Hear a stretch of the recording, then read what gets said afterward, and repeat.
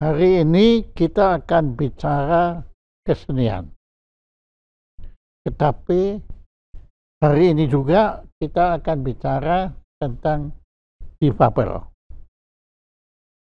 Judul dari pertemuan hari ini adalah Ruang Seni untuk Difabel. Dan bersama kita ada seorang tokoh yang menurut pendapat kami sangat luar biasa, karena beliau telah mengkhususkan diri, mengabdikan diri untuk kesenian, tetapi juga kesenian yang dipersembahkan untuk kaum difabel. Ruang seni untuk difabel. Mbak Diah, terima kasih sekali Anda sudah hadir di sini. Tolong Anda ceritakan bagaimana Anda menjadi seorang tokoh yang saya kira tidak ada duanya di Indonesia ini, yaitu mempersiapkan, mempersembahkan, mengolah, menata laksana ruang kesenian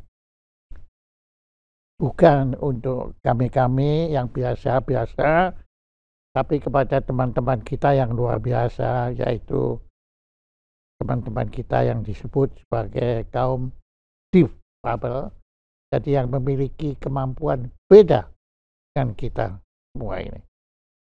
Silakan Mbak Diah. Aduh, matur nuwun Pak Jaya. Dibilang tokoh kayaknya belum tokoh. Yang pasti pemula gitu. Pemula yang ingin banget, sebenarnya seorang manusia ingin banget berbuat baik di muka bumi lah. Gitu. Kenapa? Satu pesan Papa, waktu itu saya kecil, dari kecil Papa selalu bilang, Mbak, kalau bisa itu, kalau manusia sesungguhnya itu, dari tanganmu orang lain bisa hidup. Dari tanganmu orang lain bisa berkaya. Dari tanganmu orang lain berdaya. Itu manusia sesungguhnya. Dan itu putri saya. Dan kekayaan itu adalah kekayaan yang luar biasa ketika kamu bisa seperti itu. Jadi targetnya tuh sebenarnya pengen banget bangga, kebanggaan ini tuh buat Papa gitu. Persembahannya buat Papa. Jadi berjanji banget dari kecil pokoknya pengen jadi perempuan berdaya. Gitu. Nggak tahu berdayanya itu seperti apa. Tapi omongan Papa yang tiap hari itu tuh kena banget gitu. Kalau saya tuh harus berbuat baik gitu. Karena kamu tuh hidup di muka bumi itu cuma sekali dan di-challenge sama Tuhan untuk berbuat baik. Gitu. Jadi berbuat baiklah sebanyak-banyaknya Mbak.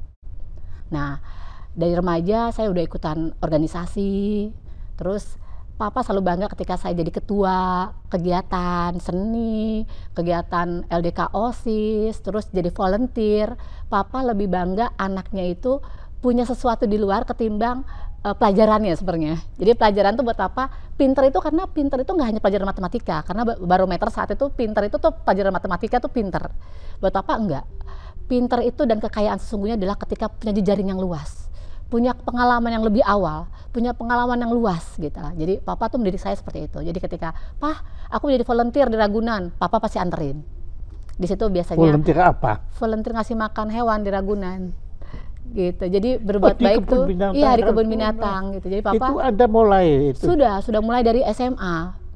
Kapan kamu Ragunan Anda jadi volunteer di apa? Kerja Anda apa? Iya, ngasih makan hewan-hewan, bawain rumput gitu, Pak. Gitu. Makanannya Anda juga nyiapin? Enggak, dari Ragunannya. Jadi kita kasih ke hewan yang enggak menyeramkan gitu, tapi kita bantu di situ. Waktu itu buka volunteer di Ragunan dan Papa tuh bangga banget kalau putrinya tuh berbuat baik, apapun sekecil apapun. Oh, udah itu gak kecil itu.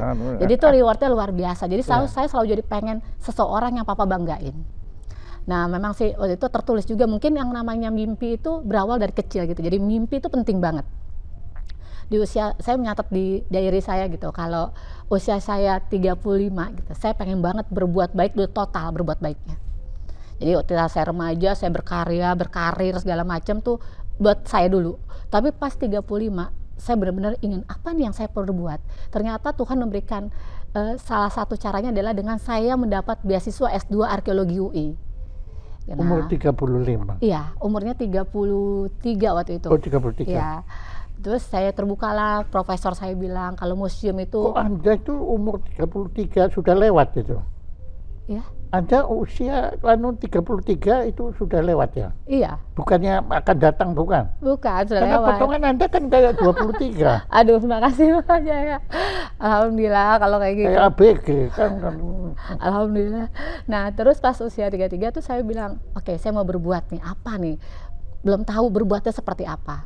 Nah, profesor saya bilang, museum tempat sekolah apapun. Museum ada tempat ilmu sebanyak-banyaknya ilmu. Tempat mencintai budaya Indonesia. Oke.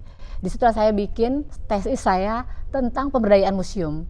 Bagaimana museum itu menjadi tempat belajar untuk orang Jadi banyak. kebudayaan museum. Iya, gitu. Program pertamanya di Museum Kebangkitan Nasional karena ingin sekali membangkitkan semangat anak Indonesia untuk mencintai budaya dan tradisinya.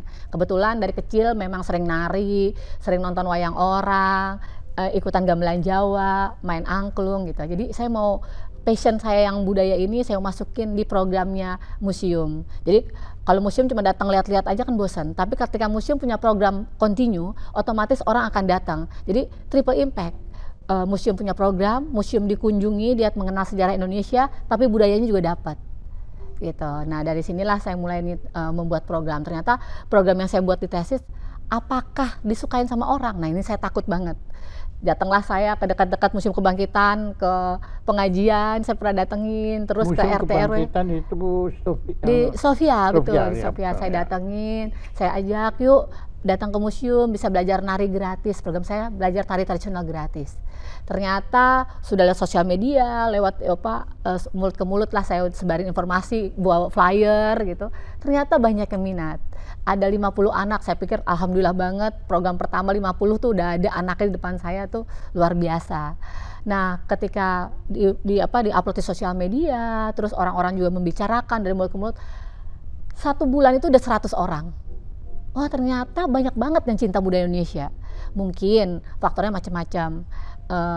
Belajar nari bayar itu kan effort buat orang. Oh, lebih baik beli beras misalnya kayak gitu. Terus yang kedua lagi, di mana sih tempat belajar tarinya? Karena saat saya sudah usia 33 itu, di mana saya udah punya anak gitu, kecil gitu, itu kok program-program budaya di TV segala macam tuh buat aku sedikit sekali. Akhirnya kami sebagai wanita karir saat itu masukin anak di sekolah yang international school, terus juga TV-nya TV internasional. Takutnya karena kita tinggalin, mbaknya nontonnya sinetron yang serem-serem gitu loh. Jadi anaknya akan melihat seperti itu. Akhirnya kita kunci, kita pindah ke channel asing yang buat anak-anak. Otomatis anaknya itu berbahasa Inggrisnya jago banget. Tapi tidak kenal budayanya loh. Berarti kalau ada ibu seperti saya pasti banyak orangnya. Karena akan melakukan hal yang sama, karena takut ditinggal anak kita wanita karir, meninggalkan anak dengan mbak yang nonton sinetron, akhirnya kan pasti gerakannya seperti itu, setipe. Wah, aku bilang, wah ini harus dihilangkan. Nah mulailah dengan program ini nih, programnya dengan pengalaman pribadi, mendidik anak yang salah menurut saya gitu kan. Akhirnya saya buat program ini, ternyata banyak yang berminat, sosial media dimainkan, TV ngeliput, akhirnya lebih banyak. Langsung ribuan menyerbu, ratusan menyerbu di Museum Kebangkitan Nasional. Penuh, pindah lagi ke Museum Nasional. Penuh juga lagi, bikin program kelas angklung gratis. Penuh juga Pak. Itu. Apalagi TV mulai dimainkan, media-media sudah itu. Tambah akhirnya hari ini saya udah punya sekolah, 17 sekolah. Tari tradisional gratis, dengan sekolah khusus anak difabel, dan 2 khusus inklusi. Gitu. Inklusi, jadi bergabung yang difabel sama yang tidak difabel gitu, jadi 2. Nah kenapa saya bikin sekolah difabel gratis? Awalnya itu ada anak didik saya, di mana anak didik saya ini anak Down syndrome. Dia datang, ibu orang tuanya datang ke saya, Kak Diah boleh tidak putri saya yang Down syndrome ikutan menari? Saya bilang monggo, welcome, boleh banget, tapi kami tidak punya guru khusus, jadi saya kan mengikuti gitu. Ternyata anak yang tadinya masuk itu jadinya malu-malu, akhirnya percaya diri, dan yang lebih kerennya lagi, si anak ini jago menari dan mengajarkan teman-temannya di SLB-nya menari. Saya pikir saat itu, saya pikir wah, berarti saya bisa menciptakan anak ini lebih banyak. Pas kemarin Juni 2022 pas ulang tahun saya mempersembahkan hadiah buat diri sendiri, membuat sekolah gratis yang difabel. Ternyata diminati banyak orang.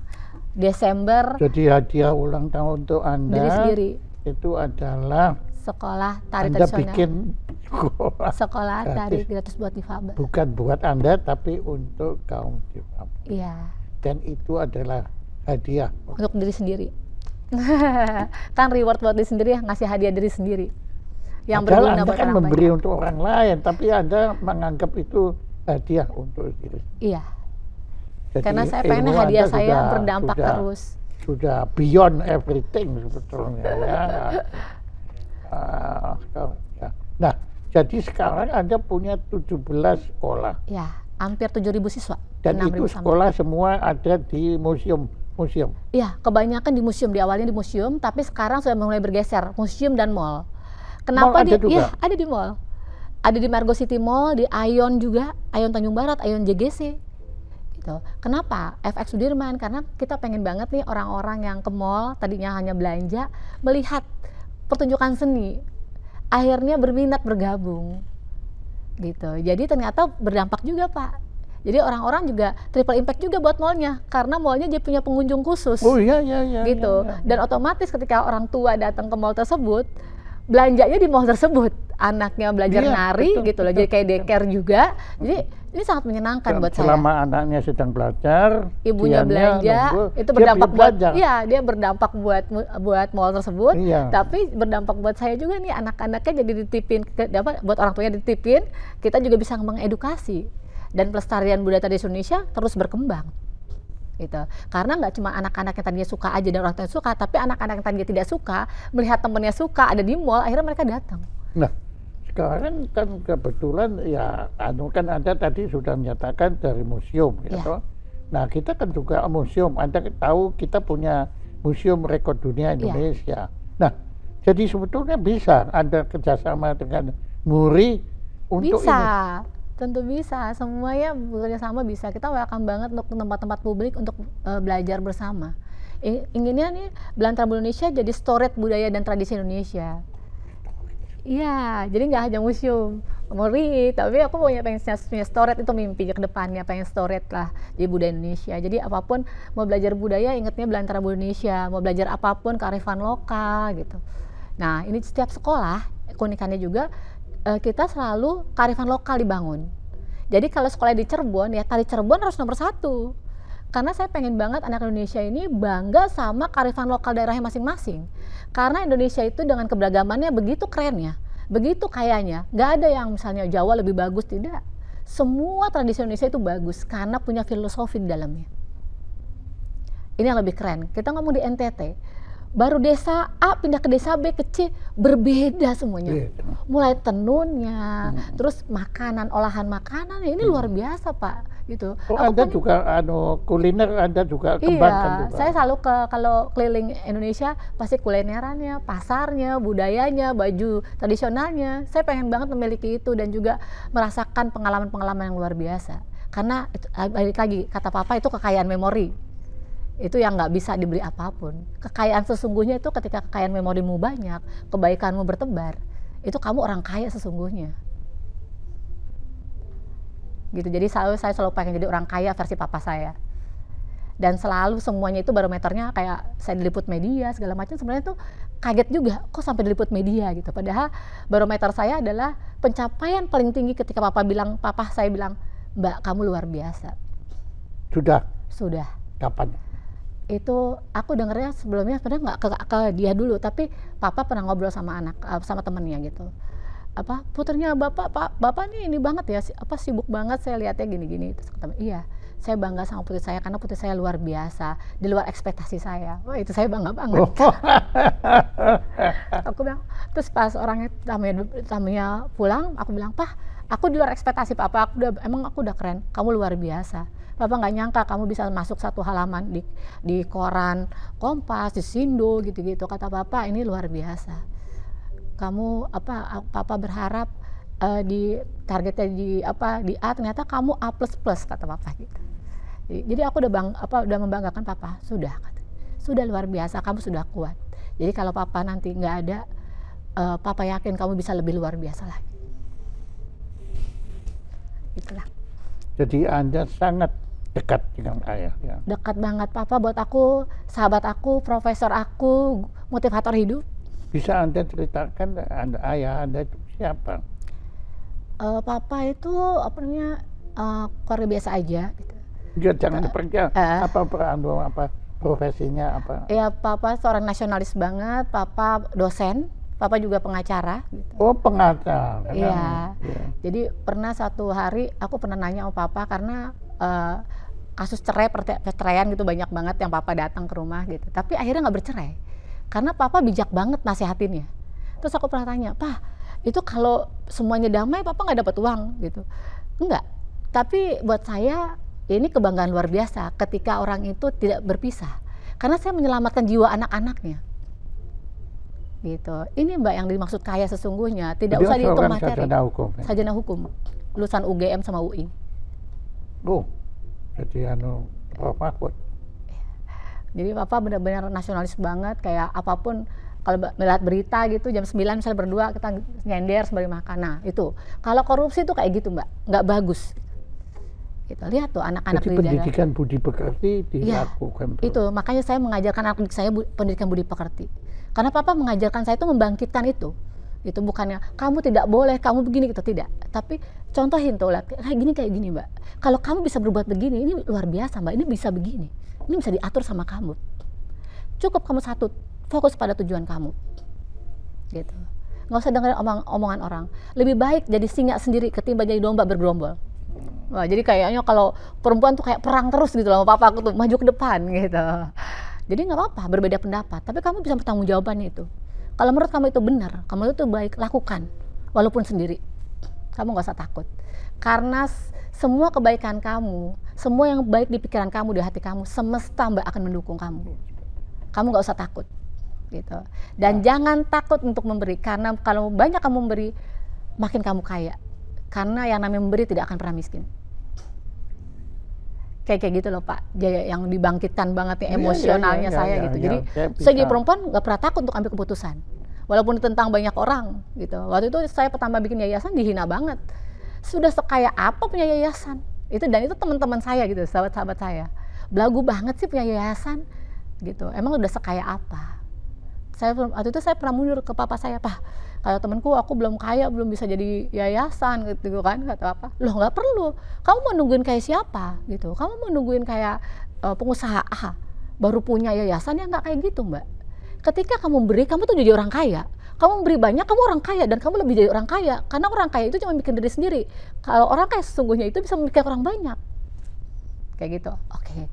Orang kaya sesungguhnya versi Papa saya. Oke, saya kaya gitu. Biasanya saya kalau mau mundur langsung inget Papa, jadi nggak akan mundur lagi gitu. Nah, itu ayah Anda. Ya.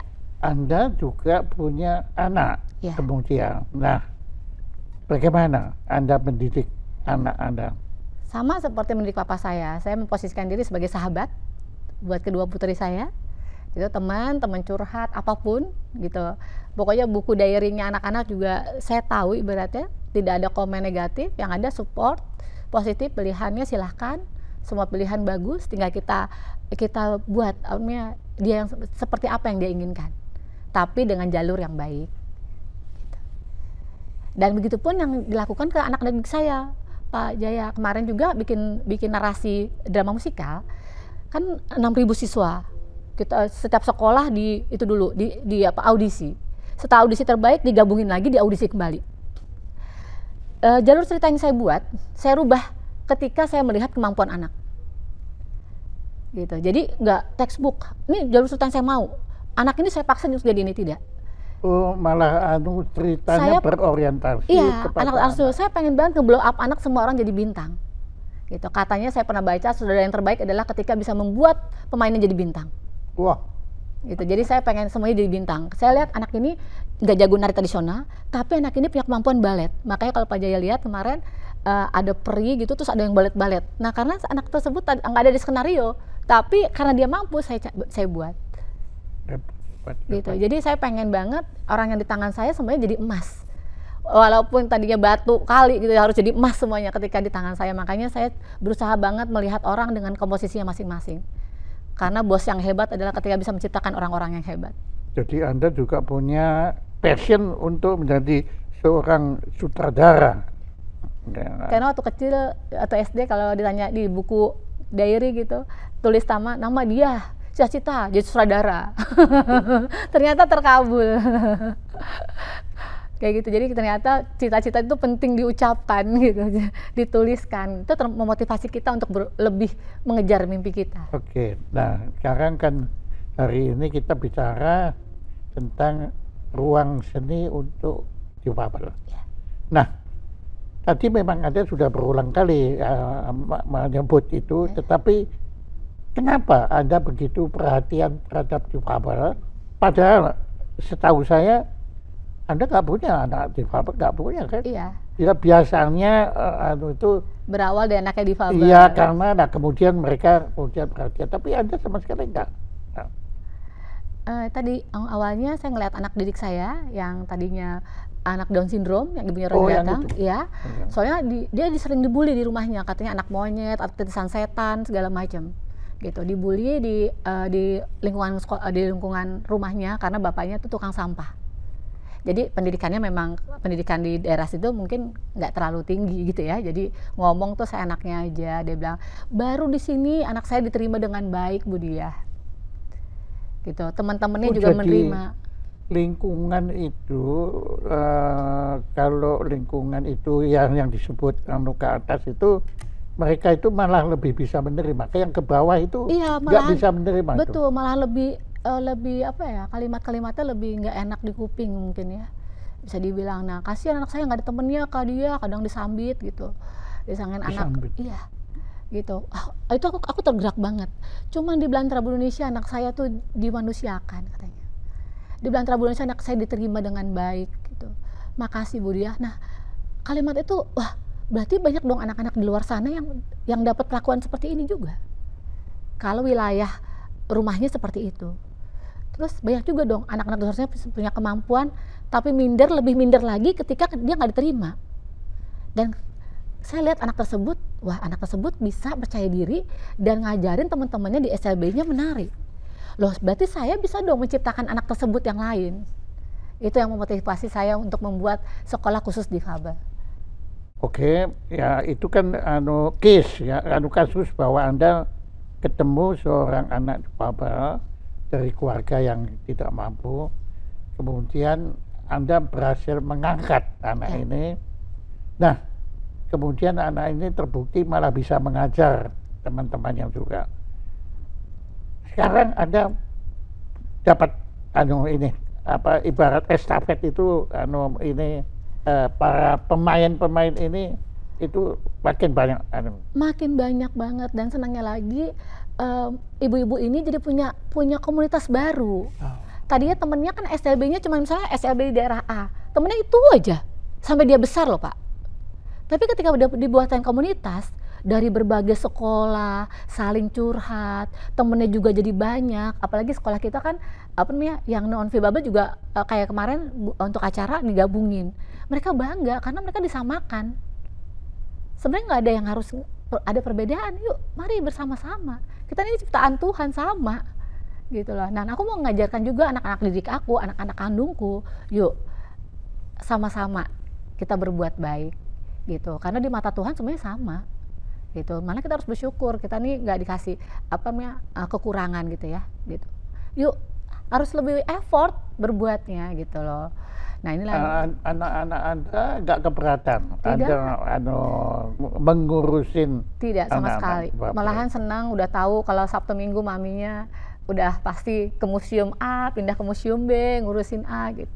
Ngurusin B. Mereka juga tetap berteman baik. Malah saya di sini mau ngajarin putri-putri saya untuk terus berbuat karena saya pengen banget yayasan saya terus dikelola sama kedua putri saya. Dan mereka mau. Dia bilang ya, aku pasti akan ambil ini.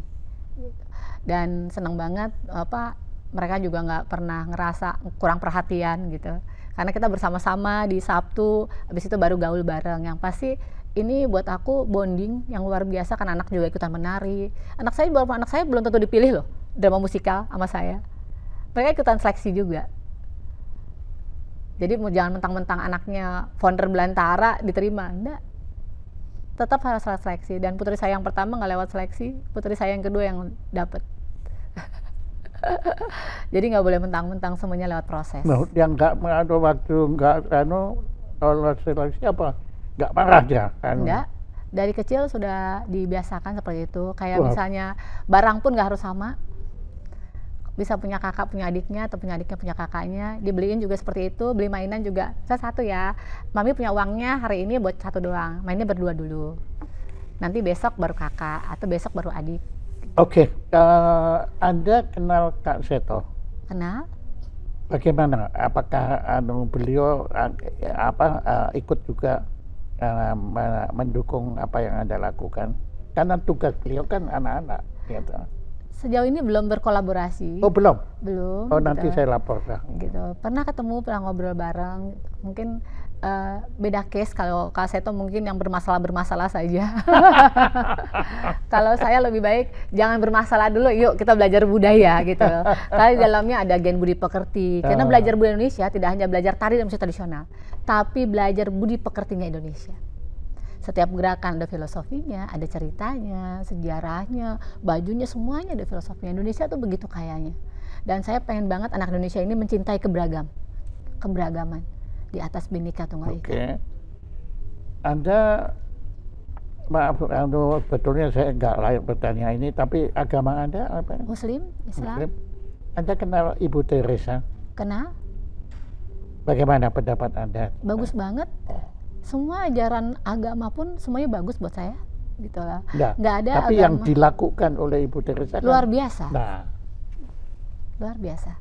Nah, orang-orang yang itu buat saya selalu baca buku-buku motivasi, terus tulisan-tulisan motivasi, video-video motivasi. Hidup saya selalu kayak gitu, Pak Jaya. Saya nggak pernah melihat seorang dari agamanya, enggak. Buat saya semuanya belajar, semua karena semua agama mengajarkan kebaikan. Iya, ya. Kalau saya lihat itu semangat pengabdian Anda itu, ya kalau dia kan di khusus yang sakit lepra kan. Iya. Tapi kalau Anda ini kan ya itu yang difabel, tapi sebetulnya nggak terbatas difabel kan. Semua anak itu Anda tolong untuk lebih mengenal seni, membuka ruang seni berarti. Ya kayak kemarin ada yang meninggal, anak saya yang Down syndrome gitu, anak didik gitu, terus ibunya bilang, maksudnya Anda anak difabel, anak asuh Anda, anak asuh, bukan anak Anda. Iya kan, anaknya banyak 6.000, anak non biologis, anak non biologis. Meninggal, kata mamanya terima kasih, sebelum menutup mata dia bahagia banget karena pernah menjadi keluarga besar Belantara Indonesia. Itu menurut saya aduh luar biasa banget. Jadi katanya sebelum menutup mata, ya, dengan permohonan lagi, maaf, bagaimana seorang anak yang Down syndrome bisa mengungkapkan rasa bahagia beliau itu? Saya pernah waktu nari bareng, syuting TV, kita nari bareng bersama-sama pas syuting TV, di atas live, di panggung live gitu TV, terus anak difabel saya datang, Down syndrome, dia sembari nari gini, Kak Diah, aku bangga banget. Dia menggunakan kata itu? Iya, Kak Diah, aku bangga. Hebat. Terus saya sampai nari yang mau berair mata gitu, sambil syuting live, pas di belakang panggung, terus dia meluk saya. Aduh, aku sedih banget gitu, maksudnya terharu banget, betapa dia sayang banget sama saya. Dia peluk saya gitu.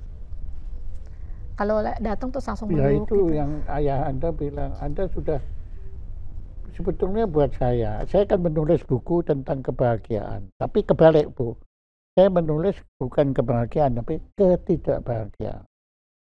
Nah, buat saya manusia yang paling bahagia itu yang bisa memberi kebahagiaan, bukan ke dirinya sendiri. Kalau biasanya kan kalau kita baca buku bagaimana kita merasa bahagia itu kan selalu mau membahagiakan diri kita, itu enggak begitu, tapi Anda yang lakukan itu. Ya saya bisa merasakan waktu anak itu Down syndrome itu datang ke ibu lendot-lendot kemudian bilang saya bangga, oh itu kebahagiaan yang ultimat gitu. Itu benar-benar saya ngerasa kayak sesungguhnya. Iya betul. Karena disayang gitu, dan dia meluknya tuh benar-benar meluk saya gitu. Ada fotonya juga kok di Itu Instagram aku. kalau ayah tahu ya itulah. Terus dia Dan itu anak seperti itu banyak ya. ya. Terus Hebat ya. Jadi kayak- mereka sebetulnya seperti kemarin yang saya tonton di panggung itu, mereka menikmati ya. Iya. Mereka bangga banget, katanya kata ibunya ada yang nggak bisa tidur, katanya mau tampil. Ya dari subuh udah mau dandan, mau pakai belantek Betawi, mau nari. Banyak sekali kalimat-kalimat tuh yang tadinya saya mau nyerah gitu ya, Pak. Kan kadang-kadang karena kan finansialnya acak-acakan kan. Pernah tahapan 3 tahun pertama tuh saya udah mau nyerah, Pak Jaya gitu. Habis uangnya. Iya, rekening saya tuh nol semua gitu loh. Saya belum pernah ngerasain yang namanya nggak punya uang. Tiba-tiba rekening nol semua, saya hidup pakai kartu kredit. Jadi Pak Jaya, iya Pak Jaya, saya pernah Kartu kredit kan jadi minus malah. pernah 1 bulan saya tuh nggak punya duit uang gitu loh Pak Jaya. Uang itu ada cuman 200.000 dan saya sayang-sayang itu untuk bayar parkir. Jadi saya nggak berani diajak makan ketoprak tuh, saya nggak berani. Jadi saya beli pakai kartu kredit, jadi saya makan tuh bekal dari rumah. Nah biasanya naktir orang gampang gitu ya, tiba-tiba nggak bisa naktir gitu. Kalau ngajak makannya di Plaza Indonesia bisa, karena pakai kartu kredit. Tapi kalau ngajak di emperan kan nggak mungkin. Kayak makan ketoprak gitu, makan gado-gado bareng-bareng sama anak buah saya gitu, saya nggak bisa.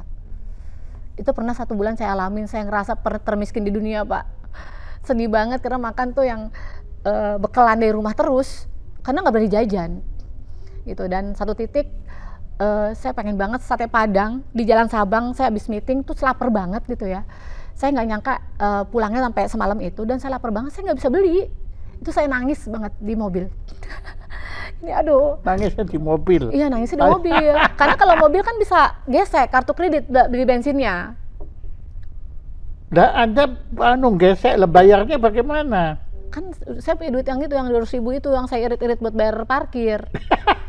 Gitu. Jadi saya bawa recehan banyak gitu, saya tembok. Saya kan punya recehan yang 500 parakan itu saya bawa gitu loh buat bayar parkir. Saya pernah pada tahapan itu, orang tuh nggak percaya karena gaya saya masih pakai mobil soalnya, tapi nggak punya uang. Anda tadi gitu. mau bilang bahwa mendadak nggak ada uang. Iya. Kemudian saya tanya, mendadak kemudian uangnya datang. Iya. Itu saya luar biasa. Itu namanya tiba-tiba ada yang kok nggak pernah minjemin, kayaknya nggak pernah minjemin orang gitu, tapi apa lupa gitu. Aku mau balikin duit kamu, kayak gitu. Hah? Oh iya, kapan hutangnya? Dalam hati gitu. Terus ya udah, rekening terus yang kirim. Jadi gitu. buat Anda itu uang bukan tujuan ya? Iya. Uang itu alat. Saya udah tahapan itu kayaknya. Udah Dia kayak, udah beyond. iya kayak misalnya dulu kan kalau perempuan kan, tas merah, hijau, kuning, biru gitu. Sekarang ke mall mau tulisan sale juga biasa aja. Saya udah punya gitu. Tinggal mix and match. Udah kayaknya Tuhan udah kayak sekarang aja udah terima kasih banget gitu ya. Baju Anda ini Ya. siapa yang bikin? Ini lurik terus dikasih.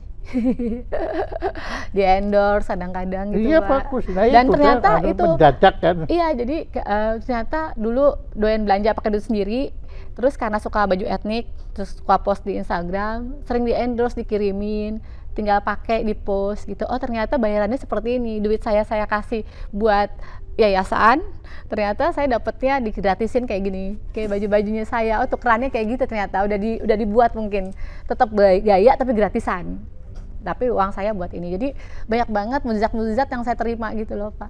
Yang pasti kekayaan saya merasa saya bangga banget sama diri saya gitu.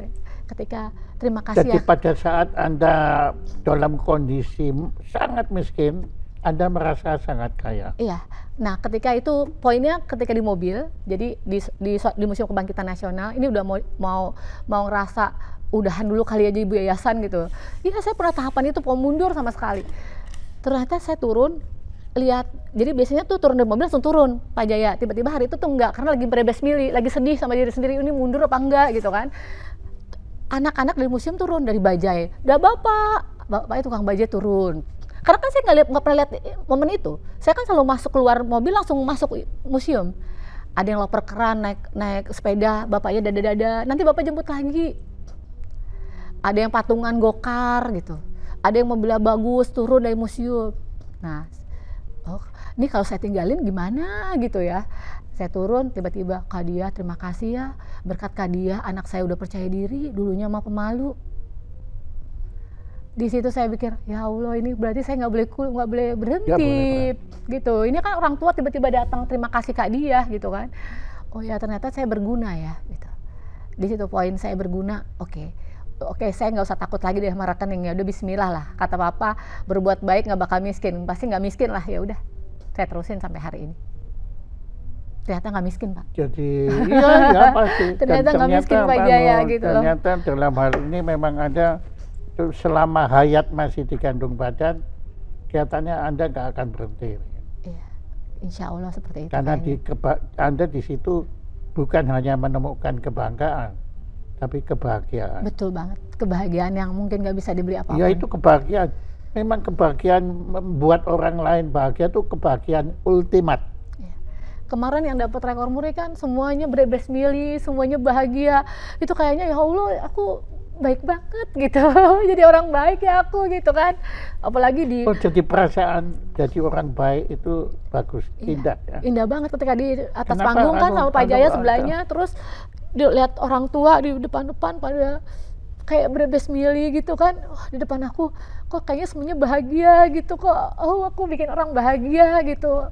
Seneng banget. Tapi kan Anda sempat hampir marah sama saya kan. Iya, nangis cuman mau bilang nggak dapat muri, mau mohon maaf sama seluruh yang ada 1000 orang itu. Karena kan saya bilang rekod Anda kan tidak layak. Tidak bisa diterima bagi Indonesia.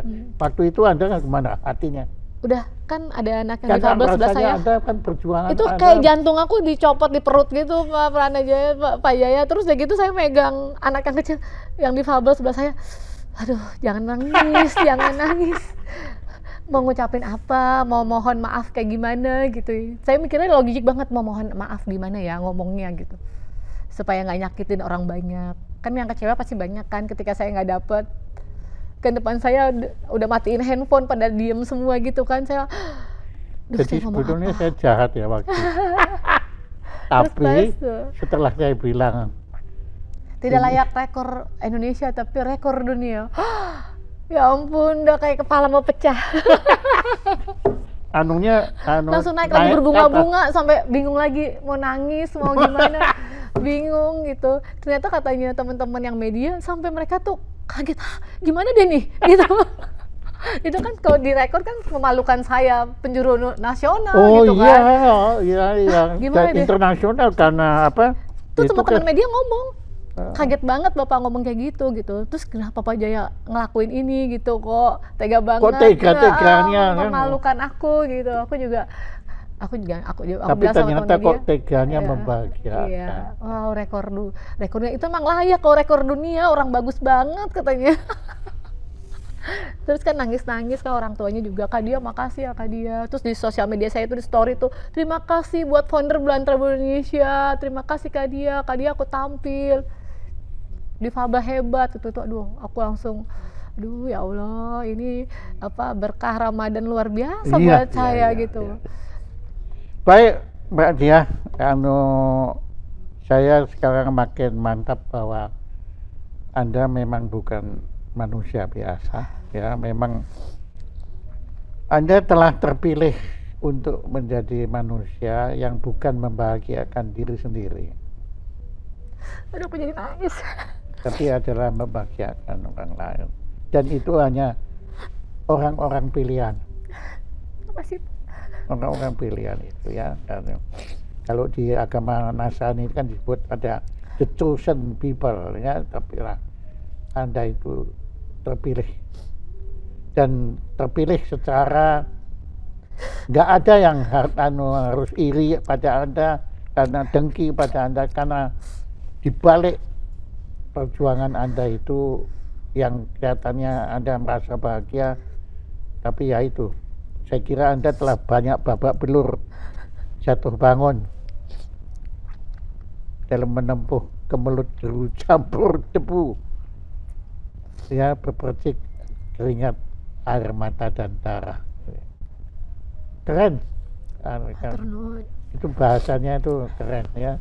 Dan saya yakin ayah sekarang kalau beliau menyaksikan ini, nah beliau juga akan bahagia karena anaknya telah berhasil menjadi manusia baik. Amin, terima kasih Pak Jaya. Dan Anda akan terus, nggak akan berhenti ya, walaupun uang parkirnya habis. Oke. Insya Allah nggak menyerah. Gini, waktu kan terbatas, pasti masih ada apa yang belum saya tanyakan, tapi menurut Anda perlu kita ketahui tentang bagaimana perjuangan. Sebetulnya judul pertemuan hari ini, perjuangan membahagiakan sesama manusia. Ya. Apa yang belum saya tanya tapi menurut Anda perlu kita ketahui? Silakan. Ya, saya sih pengen banget gitu loh, mengajarkan anak didik saya melakukan hal yang sama. Jadi kayak bola salju, makin hari makin membesar. Itu keinginan saya sih. Saya pengen banget setidaknya dalam hidup saya 0,001% sekalipun berdampak buat banyak anak Indonesia, generasi Indonesia tepatnya sih. Pengen banget anak Indonesia bangga akan budayanya, menjaga keberagamannya gitu. Kayak sedih banget kalau sampai jelek-jelekin orang lain gitu ya. Ini pendidikan budi pekerti sudah mulai aku bina Pak Jaya. Jadi kami punya namanya gen budi pekerti. Itu generasi yang terpilih buat Belantara Indonesia untuk menciptakan generasi-generasi selanjutnya. Jadi dari 6.000 dipilih jadi PR-nya lah untuk mengajak temannya terus dan terus gitu. Saya berharap banget gerakan ini bisa massal, bisa nasional. Saya pengen banget kementerian gitu ya, Kemenko PMK, Kementerian Perempuan dan Perlindungan Anak, Kementerian Pariwisata, Kementerian Pendidikan, yuk bersama-sama yang sudah kami lakukan, kami berharap itu bisa berdampak lebih luas dengan kementerian-kementerian yang juga ayo ajak kami untuk melakukan gerakan yang sama. Kami ini berharap jadi bola salju yang makin membesar gitu, membuat generasi muda cinta sama Indonesia, bangga akan keindonesiaannya gitu, dan berdampak luar biasa gitu. Jadi dampaknya itu pendidikan pelajaran ini nggak hanya pintar yang keilmuan, tapi pintar sesungguhnya ketika kita jadi manusia sesungguhnya gitu. Dan pengen banget tergerak perusahaan-perusahaan besar, foundation juga yang besar, yuk bergandengan tangan melakukan gerakan yang sama. Silakan bekerja sama kami atau tidak sama sekali pun, tapi yuk lakukan ini bersama-sama supaya dampaknya luar biasa untuk Indonesia dan untuk dunia. Nah, karena Anda hadir, ini bisa langsung ucapan terima kasih dari Jaya Suprana Institute pada Diah Kusuma Wardani Wijayanti yang telah berkenan menjadi narasumber utama pada acara gelar bicara Jaya Suprana Show dengan tema Ruang Seni untuk Kaum Difabel. Tepuk tangan juga diminta untuk Pak